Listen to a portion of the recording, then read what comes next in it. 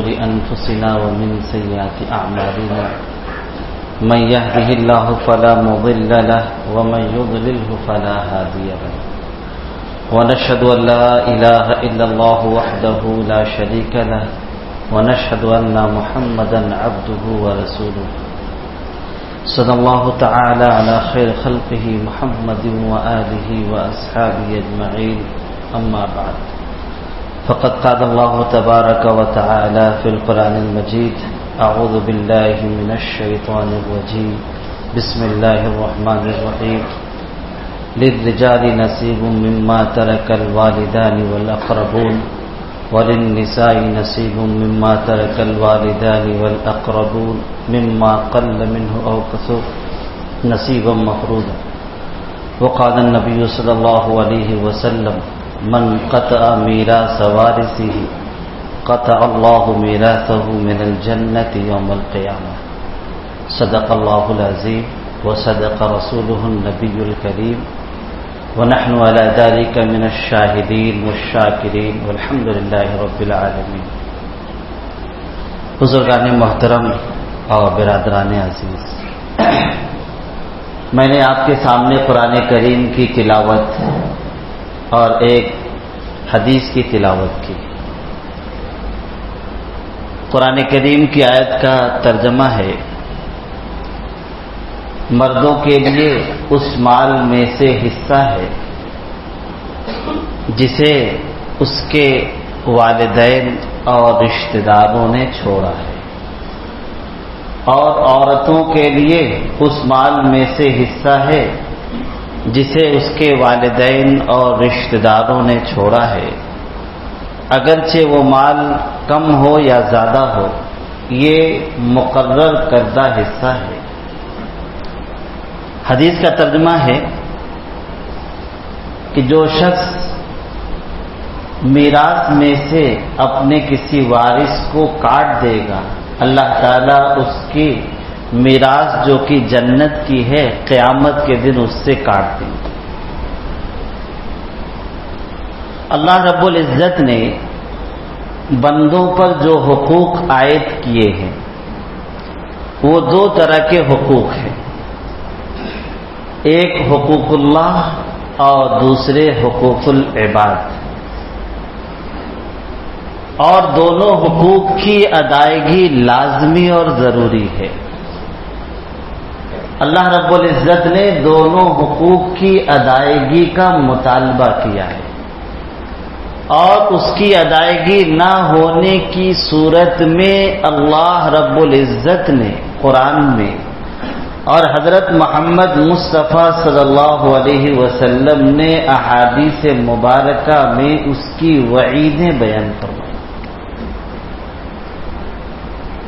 ہاں، اتنی بات ہے کہ قرآن و حدیث میں یہ بھی بیان کیا گیا ہے کہ وہ حقوق جن کا تعلق اللہ سے ہے، یعنی بندوں پر اللہ کے حقوق واجب ہیں، تو اللہ رب العزت غفور الرحیم ہیں، ستار ہیں، غفار ہیں، رحیم ہیں، کریم ہیں، مشفق ہے، مہربان ہیں.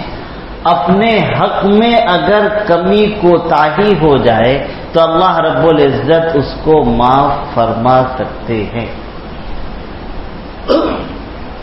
اللہ تعالیٰ کے حقوق، مثلا اللہ رب العزت نے 5 وقتہ نماز فرض کیے ہیں، مال ہے تو زکوٰۃ ہے، اور زیادہ مال ہے تو حج ہے. یہ اللہ تعالیٰ کے حقوق ہیں. اگر ان حقوق میں کمی ہوئی، کوتاہی ہوئی، حق تلفی ہوئی تو یہ امکان ہے کہ اللہ رب العزت سچے دل سے توبہ آدمی کرے تو معاف فرما دے. لیکن جو حقوق العباد کی قبیل سے ہے، یعنی بندوں کے حقوق ہمارے اوپر ہے، اس سے اپنا ذمہ بری ہوگا، ہم بری ذمہ ہوں گے، یا تو وہ حق ادا کر دیں، ہمارے اوپر جو حق عائد ہے لازم ہے اس حق کو ادا کر دیں تو ہمارا ذمہ بری ہو جائے گا، یا یہ کہ صاحب حق اپنے حق کو معاف کر دے تو ہم بری ہو جائیں گے. اس کے علاوہ اور کوئی تیسری صورت اپنے ذمے کے بری ہونے کی نہیں ہے. یا تو حق ادا کر دیں یا تو جس کا حق ہے وہ معاف کر دے تو ہی ذمہ بری ہو سکتا ہے، ورنہ مواخذہ اور پکڑ لازمی اور ضروری ہے. آج ہمارے معاشرے میں حقوق العباد کے اندر کمی اور کوتاہی. لوگ ماشاءاللہ حقوق اللہ تو ادا کرتے ہیں اور اس کی کوشش بھی کرتے، لیکن حقوق العباد کے سلسلے میں بڑی ہی کوتاہی ہے. خاص طور سے ان حقوق میں سے ایک حق، اپنا کوئی مورث اس کا انتقال ہو جائے تو اس کی میراث ہمارے قبضے میں ہے تو ورثہ کے درمیان قانون شرع کے مطابق اس کی تقسیم نہیں کرتے. شریعت جس قانون کے ساتھ ورثہ کے حق کو ادا کرنے کو کہتی ہے اس طریقے سے ادا نہیں کرتے، بلکہ جو مورث کے مال پر قابض ہے وہ قابض رہتا ہے اور اس کو استعمال کرتا رہتا ہے، اور اس کے عمل سے ایسا لگتا ہے کہ یہ فریضہ ہی نہیں ہے. یعنی اللہ رب العزت نے میراث کو ورثہ کے درمیان تقسیم کرنے کو فرض کیا ہے، وہ فرض وہ تقسیم نہ کر کے ایسا لگتا ہے جیسے کہ اس کی فرضیت کا قائل ہی نہیں. تو اس سلسلے میں بڑی حق تلفی ہے، بڑی کوتاہی ہے کہ جو قابض ہے وہ قابض رہتا ہے، جو مستحقین ہیں اور جن کو وراثت میں حصہ ملتا ہے شریعت کے مطابق ان کا حصہ نہیں دیا جاتا ہے.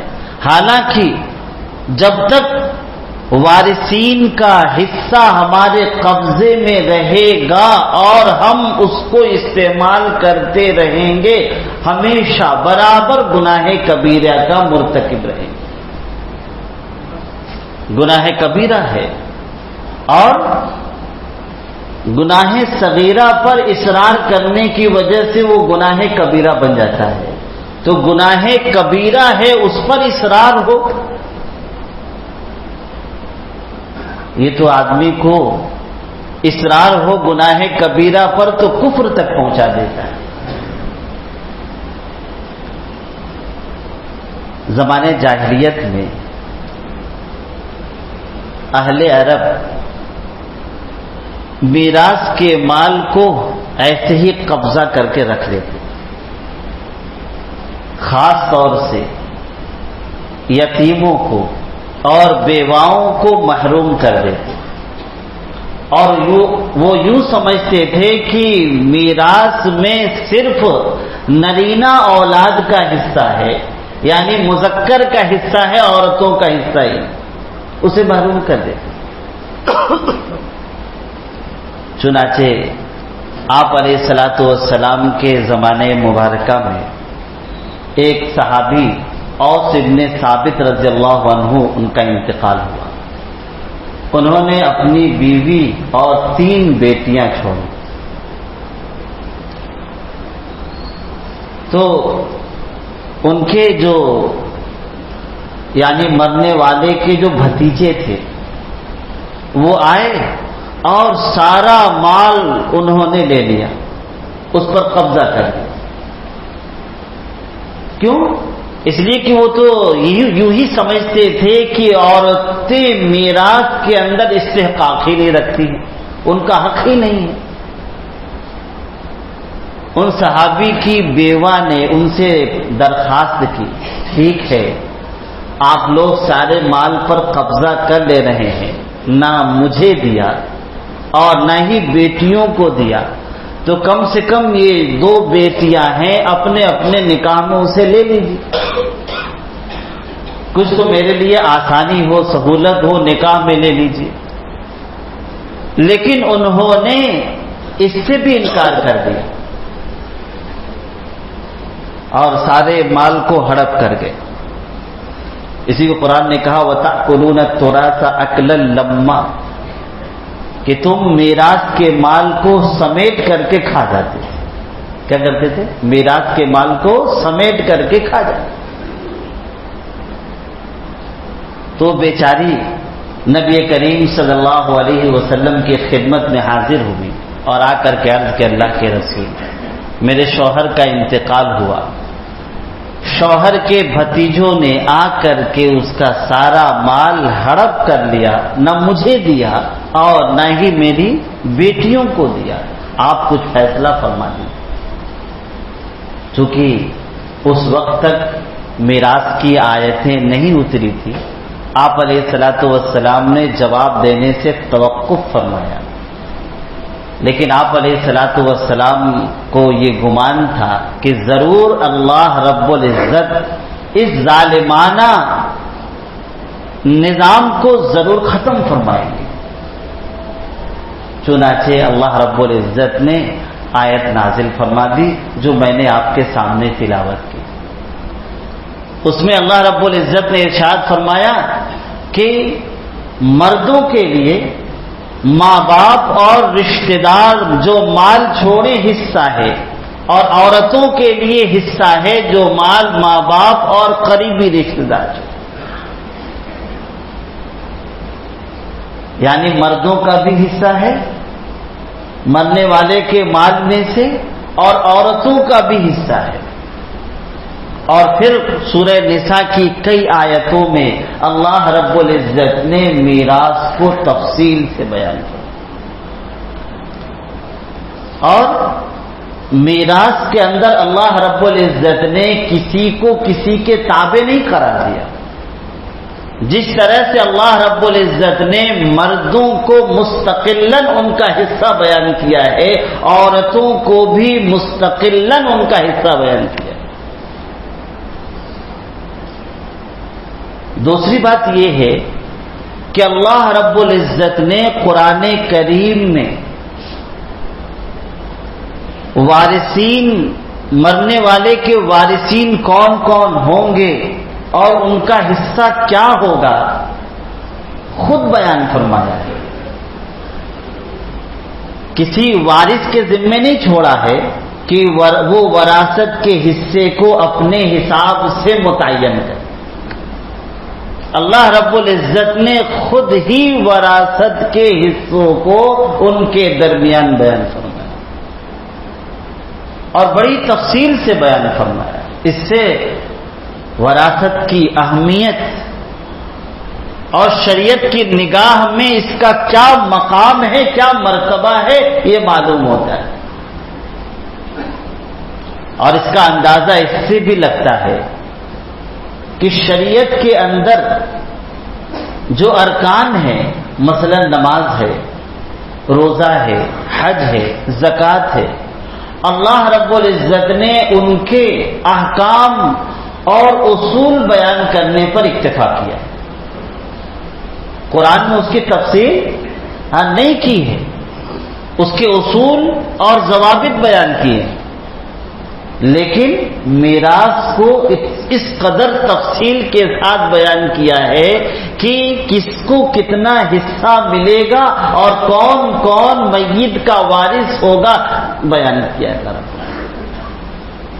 تو نماز روزہ کو اتنی تفصیل سے بیان نہیں کیا، لیکن جو بندوں کے حقوق تھے اللہ رب العزت نے اس کو تفصیل سے بیان فرمایا۔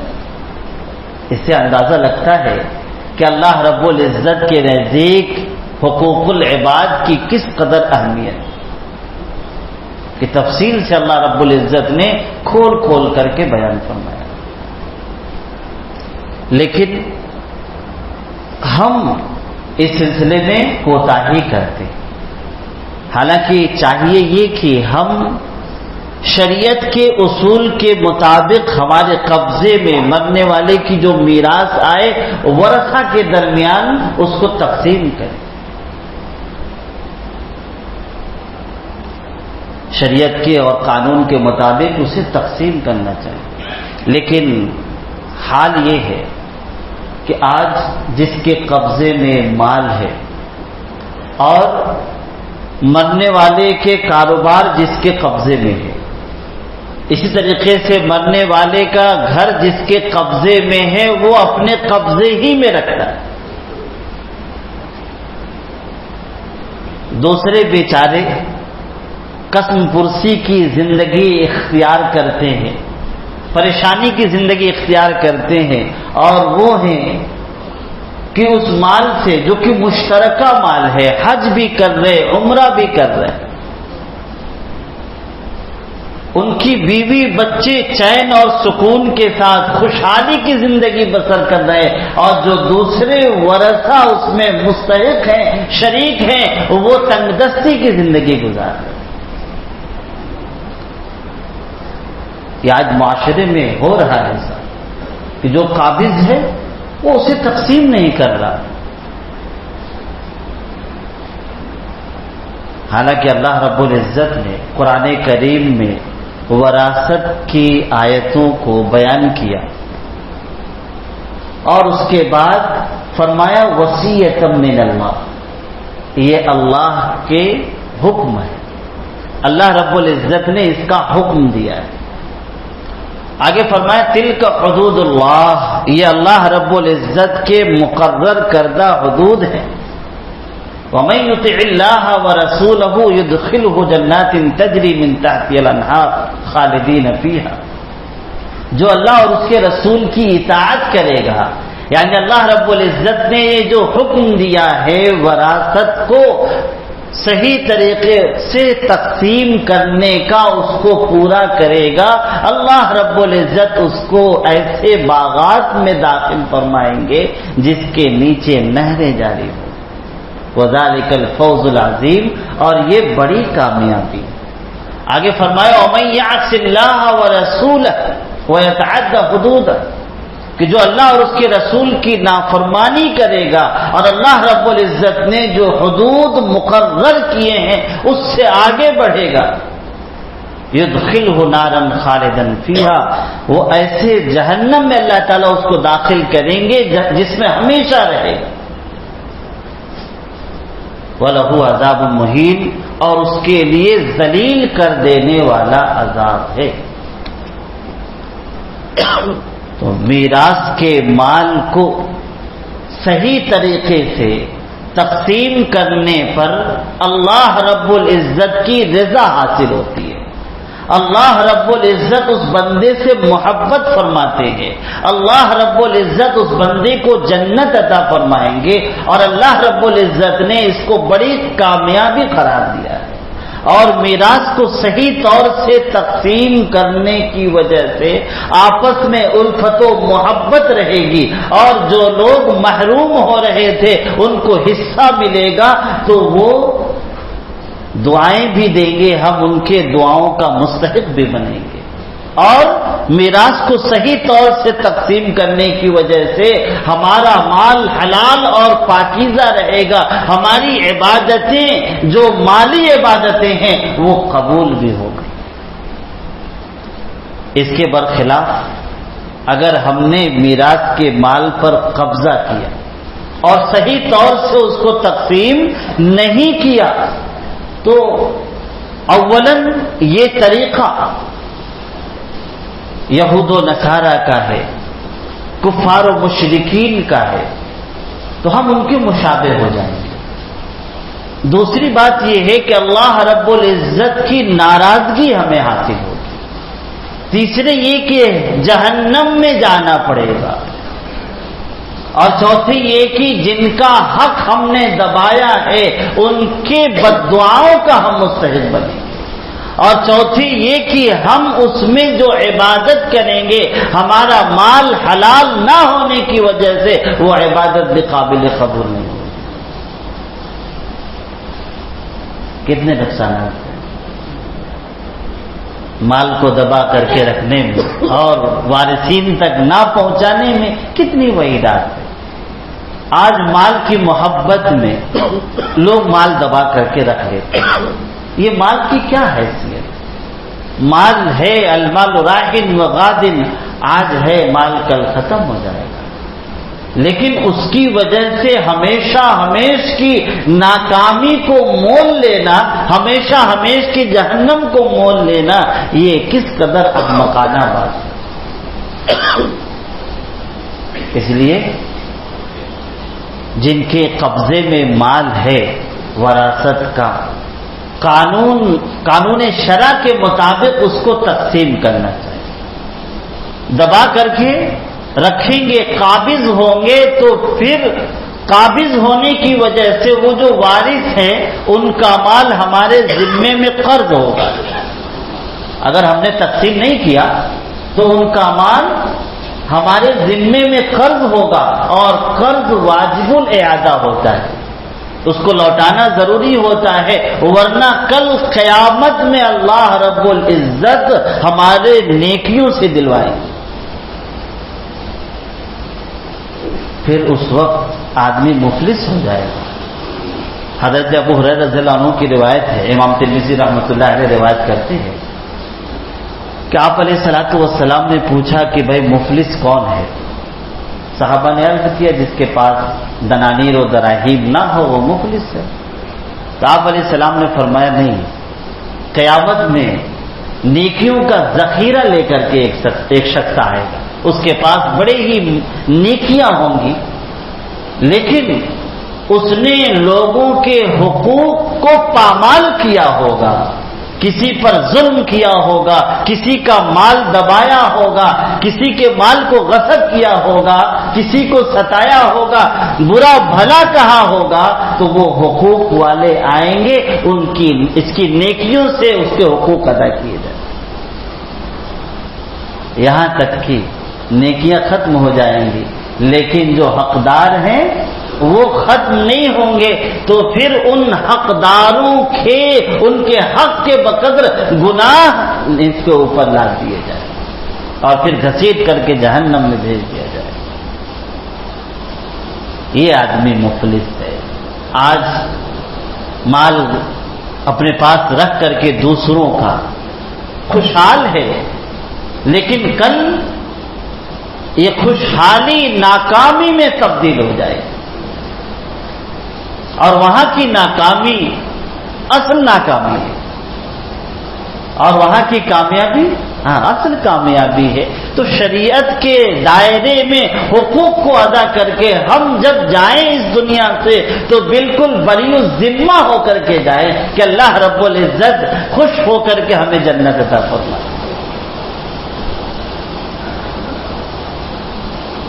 یہ نہ ہو کہ کسی کے حق دبانے کی وجہ سے اللہ رب العزت ہمیں روک لے۔ اس لیے کہ حدیث پاک میں آتا ہے کہ آدمی کا قدم اپنی جگہ سے قیامت میں ہٹ نہیں سکتا ہے جب تک کہ عمر کے بارے میں سوال نہ ہو، مال کے بارے میں سوال نہ ہو، کہاں سے حاصل کیا اور کہاں خرچ کیا، علم کے بارے میں سوال نہ ہو جائے کہ علم پر کتنا عمل کیا، اور جسم کو کہاں کھپایا ہے اس کے بارے میں سوال نہ ہو جائے، ہٹ نہیں سکتا ہے۔ تو یہ سوالات ہمارے سامنے آنے ہیں، تو پہلے ہی سے ہم ان سوالات سے جواب دے کر کے فارغ ہو جائیں تو اللہ رب العزت ہمیں نوازش فرمائے۔ اس لیے اصول شرع کے مطابق تقسیم کرنا چاہیے۔ آج بڑی کوتاہی، ہر دوسرے تیسرے گھر میں یہ معاملہ ہے، صحیح طور سے وراثت کی تقسیم نہیں ہوتی ہے، دارالفقہ میں مسائل آتے ہیں، اور تعجب یہ ہے کہ عام طور سے مسئلے وہ آتے ہیں جن کو لینا ہے، جن کے قبضے میں مال ہے وہ نہیں آتے، وراثت کا مال جن کے قبضے میں ہے وہ نہیں آتے، حالانکہ ان کو تو زیادہ فکر ہونی چاہیے کہ دوسروں کا مال مشترک ہے، مشترک مال ہمارے قبضے میں ہے، اس کو جلدی سے ادا کر کے بری ہو جائے۔ وہ نہیں پوچھنے آتے. مشترک مال ہے دوسروں کا. ایک بزرگ اللہ والے ایک مسلمان کے گھر گئے، بیمار تھا عیادت کے لیے. بیٹھے ہی تھے کہ اس کا وقت آ گیا، انتقال ہو گیا. چراغ جو جل رہا تھا حضرت نے اس کو بجھا دیا اور بازار سے اپنے پاس سے تیل منگوایا اور اس کو ڈال کر کے پھر جلے. لوگوں نے پوچھا کہ بھائی آپ نے ایسا کیوں کیا؟ تو کہا کہ جب تک یہ شخص زندہ تھا ہمارے لیے اس چراغ کو جلانا جائز تھا، لیکن انتقال کے بعد اب اس کے مال میں ورثہ کا حق ہو گیا اور سارے ورثہ یہاں موجود نہیں ہیں کہ ان سے اجازت لی جائے. یعنی اس طرح سے احتیاط کہ مشترک مال ذرہ برابر بھی میرے استعمال میں نہ آنے پائے. ایک میراث کے سلسلے میں اشکال ہوتا ہے لوگوں کو کہ شریعت نے عورتوں کا حصہ مردوں سے نصف کیوں کیا؟ حالانکہ ان کو بھی ضرورت ہے مال. جیسے بیٹوں کو دوہرا ملتا ہے اور عورتوں کو بیٹیوں کو اس کا نصف ملتا ہے. تو آپ ذرا غور کیجئے میراث کا حکم کس معاشرے میں نازل ہوا ہے؟ اس معاشرے میں نازل ہوا ہے جس میں عورتوں کو میراث کے اندر حق ہی نہیں دیا جاتا تھا، ان کو کوئی استحقاق ہی نہیں تھا، بلکہ وہ تو جائیداد کی طرح خود تقسیم ہو جایا کرتی. عورتیں ہیں تو بچے اگر اس کی حقیقی ماں نہیں ہوتی تھی، اپنے والد کی بیوی حقیقی ماں نہیں ہوتی تھی تو اس کو بھی اپنے درمیان تقسیم کر لیتے. ایسا قانون تھا. اس معاشرے میں آپ علیہ الصلوۃ والسلام نے عورتوں کو حق دلایا. اور دوسری بات یہ ہے کہ سارے اخراجات کی ذمہ داری مردوں کے ذمے. اگر باپ ہے تو اس کے ذمے ہے، شوہر ہے تو اس کے ذمے ہے، بھائی ہے تو اس کے ذمے ہے. اللہ رب العزت نے عورتوں کو معاش کے اندر ذمہ دار نہیں بنایا. ان کے اوپر مالی حقوق شریعت نے عائد نہیں کیے ہیں. عورت ہے، کسی کی بیوی ہے تو شوہر کے ذمے اس کا نفقہ ہے، اگر بیٹی ہے تو باپ کے ذمے ہے، بہن ہے تو بھائی کے ذمے ہے. لیکن جو مرد ہیں ان کے اوپر شریعت نے حقوق زیادہ عائد کیے، اس لیے مال کی ضرورت مردوں کو بمقابل عورتوں کے زیادہ ہے. تو شریعت نے سمجھ لو کہ عورتوں کو جو حصہ دلایا ہے یہ ان کے استحقاق سے زیادہ فیاضی کا معاملہ ہے، اس لیے کہ ان کے اوپر کوئی خرچے کا بوجھ نہیں ڈالا ہے، کبھی بھی نہیں ڈالا ہے شریعت نے. دوسرا اشکال یہ ہوتا ہے کہ شریعت دادا کے مال میں سے پوتوں کو حصہ نہیں دلاتی. یہ ہوتا ہے بس اوقات ایسا ہوتا ہے کہ باپ کا انتقال ہو جاتا ہے، دادا ہیں، باپ کا انتقال ہو گیا، اب دادا کے مال سے پوتوں کو حصہ ملتا نہیں. تو شریعت نے جو میراث کے اصول بنائے ہیں وہ رشتے کی بنیاد پر بنائے. اب اگر جتنے رشتے دار ہیں ان سب کو مرنے والے کا وارث بنا دیا جائے، جیسے مثال کے طور پر کسی نے 10,000 روپے چھوڑا اور جتنے وارث ہیں تقریباً جتنے رشتے دار ہیں تقریباً 100 اس کے رشتے دار ہیں، تو اگر سب کو حصہ دلایا جائے تو مثل صادق آئے گا اونٹ کے منہ میں زیرہ، کس کو کتنا ملے گا؟ اس لیے شریعت نے الاقرب فالاقرب کا ضابطہ بیان ہے کہ جو میت سے قریب تر ہوں گے ان کی وجہ سے جو ان سے بعید ہیں وہ محروم ہو جائیں گے. جیسے مثال کے طور پر مرنے والے نے باپ کو چھوڑا ہے اور دادا کو چھوڑا ہے. باپ بھی ہے دادا بھی, تو دادا کے مقابلے میں باپ زیادہ قریب ہے, اس لیے باپ کو حصہ ملے گا, دادا کو نہیں ملے گا, اس لیے کہ باپ اقرب ہے. ایسے ہی مرنے والے نے بیٹوں کو چھوڑا ہے اور بھائیوں کو چھوڑا ہے. تو اب بتاؤ دونوں میں اقرب کون ہے؟ مرنے والے کا بیٹا قریبی ہے یا یہ کہ بھائی؟ بیٹا قریبی ہے تو بھائی کو حصہ نہیں ملے گا, شریعت کا ضابطہ ہے. تو اقرب کی وجہ سے دور والا محروم ہو جاتا ہے. یہی حال اس وقت ہے جبکہ دادا ہو اور اس کے پوتے ہوں. تو دادا کے جو بیٹے ہیں یعنی پوتے کے ابا جی, تو اب قریبی کون ہے؟ دادا کے قریبی اس کے بیٹے ہیں, پوتے نہیں ہیں. اس لیے شریعت نے بیٹوں کو حق دلایا ہے, پوتوں کو نہیں. اب آپ کہیں گے کہ بھائی بعض دفعہ باپ کے انتقال کی وجہ سے بیٹے بیچارے قسم پرسی کا زندگی گزارتے ہیں. تو اس کا جواب یہ ہے کہ اگرچہ وراثت میں حصہ نہیں ہے لیکن شریعت نے دادا کو یہ حق دیا ہے کہ اپنے مال میں سے جتنا چاہے کیا کرے, ہبہ کر دے, یعنی گفٹ دے دے اس کو. کیا دے دے؟ گفٹ دے دے, ہدیہ کر دے اس کو. اسے وہ تھوڑی انکار کر سکتا, ہدیہ دے سکتا ہے, ہدیہ کے طور پر دے. اور کبھی ایسا ہوگا کہ وراثت میں تو اس کو مثال کے طور پر 10واں مل رہا تھا اور ادھر 1/4 اس نے دے دیا, تب بتاؤ ہبہ میں تو زیادہ پہنچ گیا. اور دوسری یہ ہے کہ دوسرے اس طرح سے پہنچ سکتا ہے کہ شریعت نے جو